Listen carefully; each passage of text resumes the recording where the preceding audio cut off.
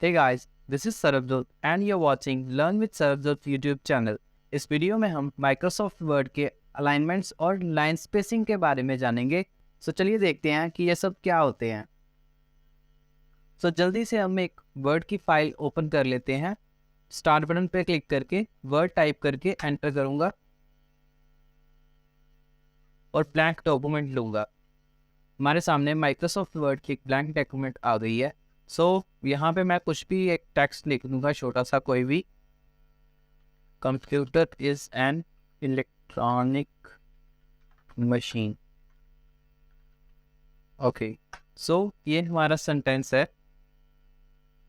अब हम चाहते हैं कि ये एक सेंटेंस एक लेफ्ट में रहे, एक सेंटर में रहे और एक राइट में रहे। तो ये किसके थ्रू हो सकता है? ये अलाइनमेंट्स के थ्रू हो सकता है। We will copy this line.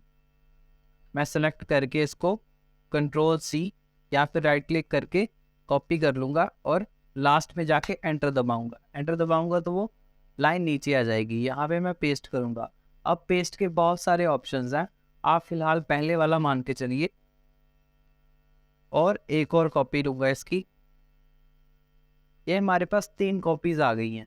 सबसे पहले वाली जो कॉपी है वो बाय डिफ़ॉल्ट जो है वो लेफ़्ट अलाइंड है, यानी कि पेज के लेफ्ट में है। बाय डिफ़ॉल्ट जो भी है, जब भी हम नई डॉक्यूमेंट लेते हैं तो वो लेफ़्ट साइड से ही शुरू करता है हमेशा। इसको तो हम नहीं छेड़ेंगे क्योंकि इसकी अलाइनमेंट लेफ़्ट है, तो ये ठीक है। सेकंड वाली जो है हमने सेंटर में करनी है। सेंटर में करने के लिए आप ये देखिए अलाइनमेंट्स के ऑप्शंस दिए हुए हैं हमें। सबसे पहले ये देखिए कौन कौन से हैं: left alignment, centre alignment, right alignment and justify. One by one हम देखेंगे कि इन सब अलाइनमेंट्स का क्या फ़र्क है। लेफ़्ट अलाइनमेंट जैसे मैंने बताया कि बाय डिफ़ॉल्ट पहले से आ रखा है, तो आप जिस टेक्स्ट पे क्लिक करेंगे उसके अलाइनमेंट ऊपर शो हो रही है कि वो लेफ़्ट पे है। हम पहले वाले को लेफ़्ट पे रहने देंगे और दूसरे वाले को सेंटर करेंगे। तो ये मैं जब भी सेंटर पे करूँगा, ये देखिए ये टेक्स्ट जो है ये पेज के सेंटर में आ गया। और ऐसे ही हम आगे वाला ऑप्शन, अब मैं तीसरी सेंटेंस पे क्लिक करके राइट पे करूँगा, राइट क्लिक, तो ये राइट अलाइन हो गया। आप क्लियरली तीनों में डिफरेंस देख सकते हैं कि वो जो left, centre and right align है तीनों।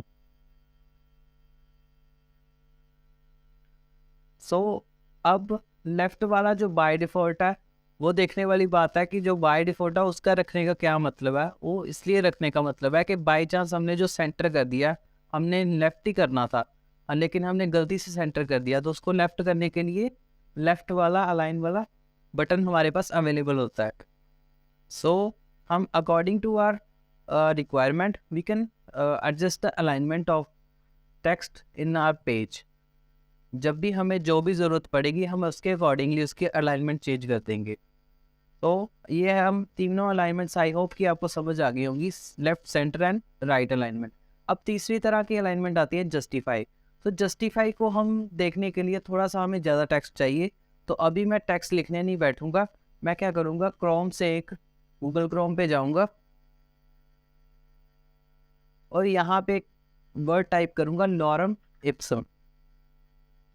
ये देखिए दूसरे नंबर पे आ रहा है। तो ये एक डमी टेक्स्ट यूज़ होता है, ख़ास कुछ नहीं है इसमें, ये जस्ट लिखा हुआ होता है, रैंडम टेक्स्ट होता है।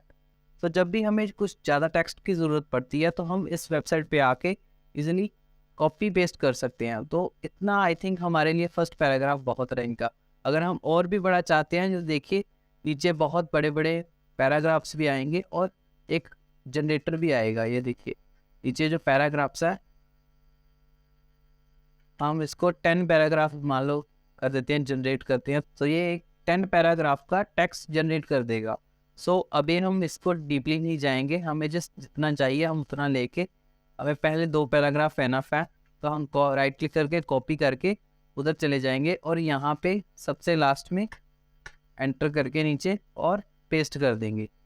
तो यही देखिए हमारे पास टेक्स्ट आ गया है इसमें, जो हमने वहाँ से कॉपी किया था। अब इसमें आप एक दिक्कत देख सकते हैं, ये जो लेफ़्ट वाला है ये तो पूरा प्रॉपर एक लाइन में अलाइन है, ये आप देख सकते हैं ये वाला। लेकिन ये जो राइट साइड में है, ये कोई लाइन कहीं से ख़त्म हो रही है, कोई लाइन कहीं पे ख़त्म हो रही है, कोई लाइन कहीं पे ख़त्म हो रही है। इट मीन्स कि ये एक प्रॉपर सीक्वेंस में नहीं है, एक प्रॉपर लाइन में नहीं है। सो ये थोड़ा सा ऑड लग रहा है, इसको हम ठीक करने के लिए हम क्या यूज़ करते हैं, जस्टिफाई अलाइनमेंट्स।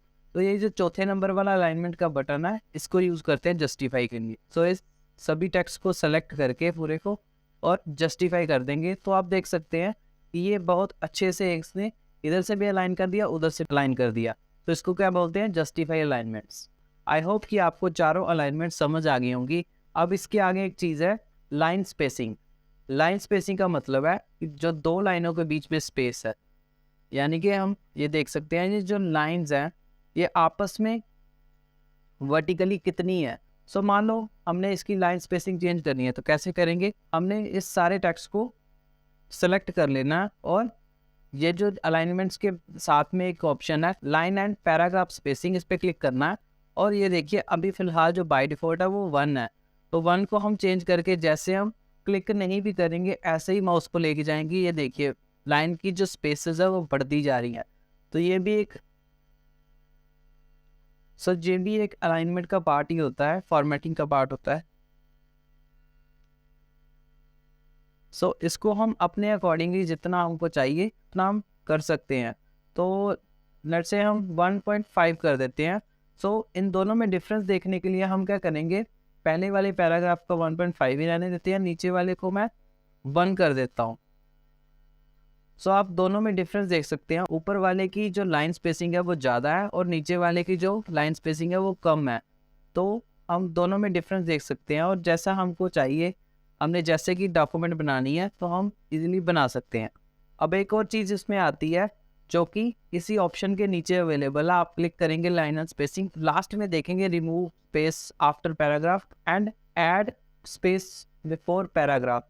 ये दोनों चीज़ें क्या हैं, ये बेसिकली पैराग्राफ के पहले और आगे वाली लाइंस जो होती हैं उनमें स्पेसिंग डालने के लिए होता है। अभी मैं सभी टेक्स्ट को नॉर्मल करके एक और पैराग्राफ, ये जो पहले वाला है, इसको लास्ट में पेस्ट कर दूंगा।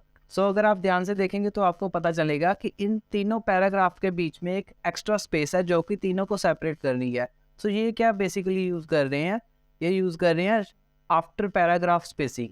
मीन्स अगर मैं इसको मिटा देता हूँ, आप सेलेक्ट करके इसको सभी टेक्स्ट को सेलेक्ट करूँ और रिमूव कर दूँ, तो आप ये देखिए कितना मैसी सा लग रहा है और ऐसा लग रहा है कि तीनों जो पैराग्राफ है वो एक ही है, तीनों में जो डिफरेंस है वो क्लियर नहीं हो रहा।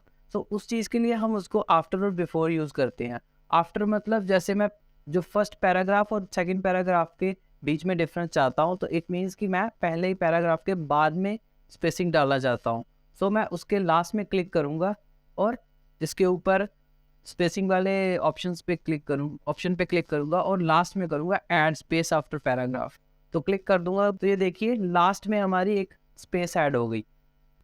और ऐसे ही मैं सेकंड पैराग्राफ के एंड पे क्लिक करूंगा और ऐड स्पेस आफ्टर पैराग्राफ कर दूंगा, तो ये देखिए स्पेसेस ऐड हो गई। इसको हम एक साथ भी कर सकते थे, कैसे कर सकते थे, तो ये देखिए मैंने वापस से आफ्टर पैराग्राफ स्पेसिंग उड़ा दी है। तो अगेन सेलेक्ट करके सारा टेक्स्ट सेलेक्ट करके स्पेसिंग वाले बटन पे क्लिक करके लास्ट वाला ऑप्शन चूज करेंगे, तो ये देखिए अपने आप ही उसने पैराग्राफ के लास्ट में अपने आप ही ऐड कर दी है। हमें 1 बाय 1 क्लिक करने की ज़रूरत नहीं है, एक साथ सारे पैराग्राफ अपने आप स्पेसिंग में चले जाएंगे। ये हो गया आफ्टर पैराग्राफ स्पेसिंग।